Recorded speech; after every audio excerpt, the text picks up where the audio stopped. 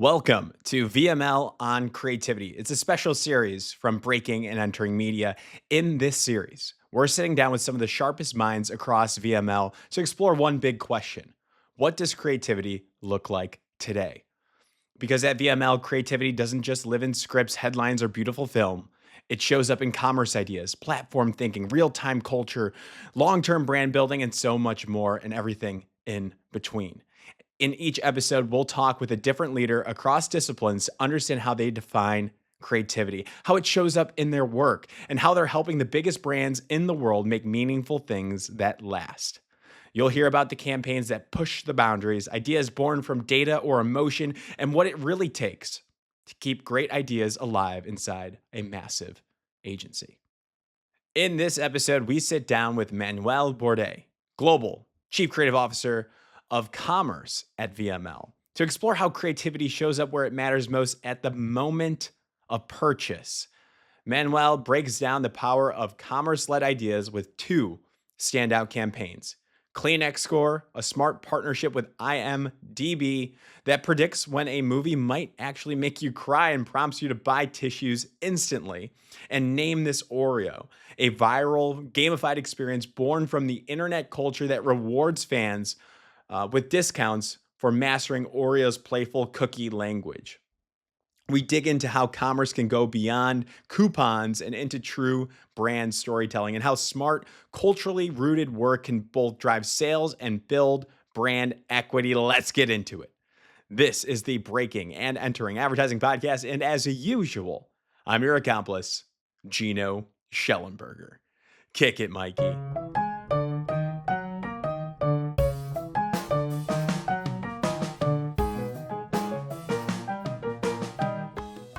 All right, Manuel Bordé, welcome to the Breaking and Entering Advertising Podcast. How the heck are you doing today, sir? Very good, very good. I'm pumped to talk with you. You are the Global Chief Creative Officer of Commerce at VML. Is that correct, sir? That is correct, yes. It's a mouthful, but it's correct. It's incredible. It's incredible. And so the whole thing that I'm doing here with VML is interviewing different people, trying to understand what it's like to be creative here, what does creativity mean, and really what I'm learning, because I've done a couple of these already, I'm learning creativity shows up in different ways, in different disciplines as well. So maybe we can get some different insights from you. How does that sound? Sounds great. Great. Now, before we begin, outside of advertising, what do you like to do? Love to watch films and series. What are you watching right now? Last of Us. Nice. Last of Us is it's a nice series because it just bridges gaming and. Did you ever play the game? Oh, it's amazing. I've been playing this. This is the thing. I've right now playing the game for the third time. So I started again. Wow. The first one. How many games is it? Just one game? It's 2 games. Gotcha. So it's gotcha. Last of Us 1 and Last of Us 2. Yeah. What's the actor's name in that? Pedro Pascal. Yes. Pedro Pascal. Yes. Yeah. Yes. Amazing. So, I mean, yeah, that's culture. You got to stay in tune with culture and what's going on in the world. Yeah. So that is great. I always tell people to read, watch, go out and check stuff out that's happening in the world. So that's great. I'm curious. So, like I said, I've talked to a couple people. I want to know what you think about this question. At VML, creativity takes many shapes. How do you personally define what creativity means here, and how do you see it show up in your day-to-day? Yeah, I guess the main thing that I would say about VML is connection. I think that it's very easy, for example, in a market as the US to find specialties in different places and getting different, let's say, parts. And sometimes these parts could be very disconnected, especially because they're not necessarily the same agency. Mm-hmm. I feel that we have a power about making sure that we have different skill sets coming together, working together. So that I think that's what makes it so different, right? So you have, people that are very good at doing brand experience, or people that are doing very good at commerce, people that are doing very good at customer experience. So many different. You can have someone that can have an approach to creativity that starts with a film, someone that can have a completely different approach to creativity, starting with a commerce idea. Right? Yeah. So help me understand your specialty in commerce. How would you define this? Like, what's your subject matter expertise here? Yeah. So I think that the best way to explain it in layman's terms is I need to find fun ways of getting people to buy stuff. I like that. Okay. Let's say that could be the way to describe it for Fun someone. ways to get people to buy stuff. How is that different from like, I don't know, traditional advertising, or what myself might perceive as just advertising? Yeah, I mean, look, at the end of the day, it is advertising. Yeah. This is what we do. It should all be ending in, solving, buy, and sell or moving merchandise, right? We're selling sodas and we're selling cookies and we're selling all these things, right? That's what the business was born for. But I think the difference is, say, for example, before, I'm talking about like, even when I was a kid, I used to love watching ads. I really did. Same. I used to like the ad slot for me was really cool because I used to remember that we were watching at home ads with my brother. I used to like try to guess what the brand was behind the ad, and it was like a whole competition about it. The whole point about this is that there was this mindset, there's this objective of ads to be able to connect with people, so people would then, what we did with my brother was like, if we liked something, we'd just like shout out to my mom, like, Mom, get this product or get this other. So she would write it down in her list, and then she would go at the end of the month into, let's say, a supermarket or a retailer store and then buy all the things that we told her to do. That was then. Yeah. Now you really have the opportunity to connect and get purchase straight away. Yeah. So I think that landscape changed a little bit. You don't need to wait until that person goes and walks into a store, let's say 2 weeks later or a week later or so on. You have the potential now to be able to get them to buy right there, right then. I like that. I mean, it's refreshing to hear, because when we're talking about like creative ideas in the industry, and I see it a lot, like I lose sight of the fact that we are here to help businesses sell their products or services. CMOs, that's, they care about that a lot, as well as brand building, and those all have to come and play there. So it's a great reminder that we're here for a reason, right? So that's great. Yeah. I'm excited to talk with you about a couple examples of this. So we got the Kleenex Score, and we've got Name This OREO, which are, would you say these are some pretty good examples of commerce creative ideas? Oh yeah, for sure. Heck yeah. Okay. I know I covered the Kleenex Score on our whiteboard videos that we do with Breaking and Entering, so I was a big fan of this that made that list. So why don't we start there? Give me the context. Like, what was the insight? Like, we'll talk about the brand, the insight, the idea, and then the results of it. Like, just talk me through it. So context for our listeners, and then we can piece it apart a little bit. Yeah. Well, we have a great product that, it's Kleenex, and let's say the positioning of Kleenex about, for whatever comes next, grab a Kleenex, right? A lot of the times we were thinking, how do you connect with someone in a moment where you know that they're going to need those tissues? And emotional movies was a nice space when we started talking about how do we tie in with Amazon and how do we tie in with their ecosystem. One of the opportunities came in where we said, hey, a lot of the movies make us cry, but there's a big, let's say, tension, which is when you want to reach out for a tissue to wipe those tears off. Probably you don't have a tissue at hand. And so we started thinking about, what if we could actually arm that person with tissues, so then they wouldn't be unprepared next time that they watch a movie. And the big question was, how do the people know what movies make them cry or not? It's very important. I have a story about this. When I was younger, I was 11 years old. My dog passed away. My dad decides, we'll bring home a movie, like some popcorn, bring home a movie, bring the family together. He brought back Marley and Me. Yeah. And I was 11 years old, crying my eyes out, and I did not have a Kleenex. Yeah. So that is a good example of that. Yeah, no, and I actually saw recently Flow. And I was like, Flo, it doesn't feel like, that movie was so, like, so much anxiety from the beginning. So I'm a cat owner, right? And of course, it's like very personal scene. I'm also a black cat owner. Yeah. So it was pretty rough watching Flo struggle throughout the, like, or whatever the name of the cat was, but actually struggling throughout the whole movie. And it's a really, really emotional movie too. Yeah, so they'll get you. They sneak up on you. So how do you fix this problem of not knowing if a movie is going to make you laugh or cry, or mainly cry in this scenario? Well, here's where commerce starts getting also very interesting, because it's not just about how do you get to sell, let's say, a product like Kleenex or tissues to a person, but more about how do you reinforce a positioning, or how you tell a story about the brand. as you are doing that. And one of the unlocks that we found is that, in the ecosystem of Amazon, IMDb is part of that retailer ecosystem already. So there are opportunities for us to drive sales directly from IMDb. And it felt like the perfect partner, because it is the place where everyone is going to see whether a movie is good or not, and there's a rating for it, right? And the IMDb rating, I can't think about any other rating, like maybe Rotten Tomatoes or, but it is let's say a guide, basically data about visualizing how good a movie is or not. So could we create a specific or unique rating system to tell you how emotional a movie is? And that's where the Kleenex score came into it, which was very obvious. The name was super obvious, of course. It has to be a score. It needs to be a Kleenex score. It's some emotional score. It tells you from 1 to 5 how. What would be like a 5 on that? Well, there's a lot of 5s, I guess. In my list, it's very subjective because you have to score yourself, and just like the every other rating system, it just takes an average of all the scores that is. So my score, I'll tell you about my scores. Yeah. A 5, definitely. You're talking about a notebook.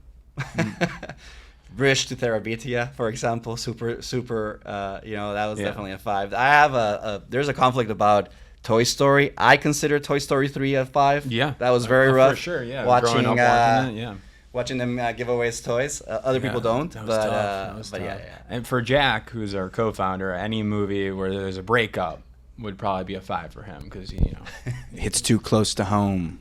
He's got a producer mic too. So.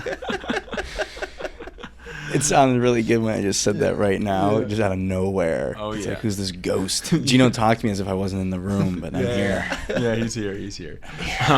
But you could have stopped there. So you get the community ranking system that like gets the score out there on IMDb. Is that correct? Yeah. So you could have stopped there. That's really cool. It's like a brand activation or like some sort of like awareness play, right? But how do you get to that commerce element then? Do you push further? Could you have stopped there? Yeah. So then. What was the great part about this with commerce was like it allowed us to tie in directly and shop Kleenex. So if you saw a score, then you can actually click on a link that would lead you directly to our specific Amazon store for Kleenex, and it allowed people to jump in, which actually was really great because it also opened the doors for a lot of new buyers to jump into this. So there it is. It's worth saying. It's about not just about driving the sale. It's about being able to connect, being able to create or reinforce the story of that brand about what Kleenex is all about, which is making sure that whatever comes next, you are prepared and you can grab a Kleenex. And you told the full story. It's engaging in sales and behavior. I think that's so important about like this campaign, like because you can easily put like a bunch of like display ads for a sale of Kleenex out there and targeting and do the performance and like maybe increase sales that way. But this brings in sales, behavior, emotion about the brand. It's creative in its own way, which is why we're doing this show, talking about creativity. Yeah, well, say for example, you would go and say, if you look at the core commerce component of it, it's just an offer, and I can perfectly create an offer for you or for any other consumers. Actually, it would be super easy to just go and say you got now 10% off, and I can just maybe print this in a coupon, or I can just email it to you and to, let's say, a database of hundreds of thousands of people, and then they can take and activate the coupon. Or I can try to find ways of using the way that you unlock the coupon, or the place where you find the coupon, or the way that I show you the coupon, maybe as opportunities to tell stories and connect, right? To tell stories about the brand, to reinforce a statement, to reinforce a product benefit, anything that you want to tell that is just beyond the transaction. And that's where our clients are finding that sweet spot about saying, hey, storytelling is not just limited to your big film or your out-of-door campaign, out-of-home campaign, or you can actually start building the brand or building brand equity through these transaction opportunities too. I love it. And it doesn't feel like just a sales push. It doesn't, yeah. I love that. Amazing. Any other fun stories behind that, or shall we talk about Milk's favorite cookie? I think we can go through to Milk now. All right. So this Oreo stuff here, it's called Name This OREO. Yeah. Set the stage here for the people that haven't seen it. We'll put the links in the descriptions, everybody. But give me the rundown here. What was going on virally on the internets, the interwebs, and what was happening when you guys came up So with there this idea? was a great exercise of our team on, you have to constantly have social listening. And we found out that people were already playing. Oreo's a very playful brand, right? We've seen it, and we've had this great relationship with the client, and we've done some really fun work where it all builds again under the platform of staying playful. And our team did really great social listening and found out that there was an existing trend called the Oreo grammar trend. It's a really fun, playful trend, very wacky also as well. Basically, it's in a bit, it's kind of like name theory turned into a meme, because the theory of the name, which has not been, I haven't seen, we've asked this, but it's like has not been confirmed about what the origin of Oreo is, right? I think that's another kind of like debate on the internet about where does the name Oreo come from. But the theory of it is that O, which is like the cookie's the O, Re is the cream, O is the second layer cookie, right? Or the second cookie. Yeah, it looks like the O. But yeah. that there was a post actually. I think it started on Reddit, and there was a post about if this is Oreo, then two cookies would be OO, and a cookie and a cream would be Ori, and it became like this whole deconstruct the cookie and turn it into a language. And that's what we saw. We saw more than just a post, and we saw a language, a very fun language that uses our product and uses our brand right in the center. So what we did was just jump on this and just enable people to be able to, practice the language. Yeah. And that's where we created the Name This OREO mobile experience. It's a game. It's basically a game. But it was a way for us to be able to gamify an offer, or gamify a way of a reward to getting purchasing cookies, basically. So it basically, you go into namethisoreo.com, and then you activate it. It rolls out a combination, and then you have to read that combination properly in the time space, and then you build streaks. It's like a Duolingo for Oreos in a way. That's right. So and then what we realized as well is that there are already influencers that are really, really popular in the brand, in the Oreo grammar world. Not Oreo grammar, not paid. So there's this one influencer called Satoyu. Amazing, funny as hell. He's like global influencer. He's actually based in Japan, but he's a global influencer. Like, everyone has seen his posts. What we did is like, let's tie in with Satoyu. Let's bring him into the campaign, and let's have him promote the tool. So more people can create these type of content. More people can create these, and basically turning it into a game. So far, you got the game to learn this Oreo language. Yeah. That was already going kind of viral in culture. You were listening. You developed the app. You get the influencer now. You got all these pieces, but how do we get into the commerce section of it? So basically, it becomes a reward. So every time that you do the Name This OREO experience, then you unlock an offer. And depending on your score, you unlock a better offer or a lower offer. So that's like the sentiment about like, now it's basically what's in it for you in terms of like, you do the game. That's great. That's fun. You can share the score. You can share your streak. But you can also access a offer for Oreos as you score in the game. Holy cow. You're actually building a brand language.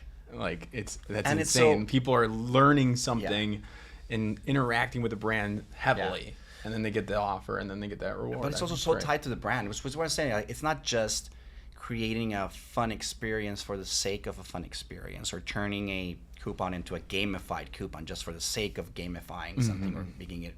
It's also about telling a story about Oreo. It's like the whole platform is about staying playful. Yeah, there cannot be more way of staying playful than you embracing a whole new language. I love it. And I'm actually kind of hungry for one right now. That's non-paid product placement. This is earned, fully earned. Gino, toss one over here. After you. Thank you. Jack. Jack. Just get a little ASMR going. I think you can read this one. This could be like Oreo. And that's what you have. Here you go. You try. So this one's classic. This is just Oreo. Mm-hmm. All right. One second. All right, Let's see if you can do 3, Gino. All right. Oreo. This is Oreo. No, Right? no, it would No. be. Oh no. Oreo. No. Oh wait. Do it for me. Teach me it. Do you guys say that? This would be Oreo. Some of these get good. really crazy. Now I'm in. When you go into the game, some of them get really crazy. And we actually created like some fun visuals. And we did also a really fun film about these mouths that just sing it. But also the hero content of Satoyu. If you haven't seen it, you have to see it. It's like it's just crazy. Him like going into this classroom and just reading these things, and he's such a fun partner, such a fun character as well. Got it. Well, this has been great here. I have one final question for Yeah. you, sir. I guess like when you're building these brand worlds and you're thinking about commerce, for those coming up in the industry or looking to push their own creativity further, what's your best piece of advice on how to create work that stands out and makes a real impact from lessons from your career? I guess a couple of things that help a lot is, I think you should open yourself not to. I think that we can have that a lot, especially in markets like the U.S. or markets where you have such dedicated teams with such specific skill sets. And I think it's nice to get yourself out of their comfort zone and explore other skill sets too, or other spaces. So, for example, I've never worked before in specific shopper or commerce focused briefs. Anyway, the work that I was doing was kind of like, let's say, commerce minded, or there was conversion led type of work, Sure. but it wasn't necessarily coming in from a specific commerce world. A lot of the people that we brought into the mix were not coming exactly from a shopper or commerce world, but they were really open about learning a new skill set or applying what they knew from their previous space into this world. And I think that helps a lot, right? When you figure yourself that you're just doing a type of work constantly, it's good to move away and start exploring other spaces that you can actually, open your mind and open your skills and also it gives you more tools to problem solve, which is what you need to do in creativity here. It's like, how do you find solutions to business problems they're not always unlocked the same way. You can find other ways of solving. And so I think that's kind of like one of the things. And it's also being very open. I guess the last thing I always want to say is like, you also need to be just a nice person. Yeah, that helps. It's so important, Yeah. right? I think we forget about that sometimes. You have to be a nice person that people want to collaborate with you, clients want to work with you, you also inspire. At the same time, you're not necessarily this person that just want to stay in their silo working in their own things and maybe not learning a lot. Well, Manuel, it sounds like you've been doing that really well throughout your career, and it shows throughout all of your work. You guys are crushing it. I wish you all the best in your future success. Thank you. Whatever you need, let us know. 100%. Yeah. I'm gonna be sharing with you all the time, like I always do. Heck yeah. Thank you, sir. Thank you. Boom. All righty.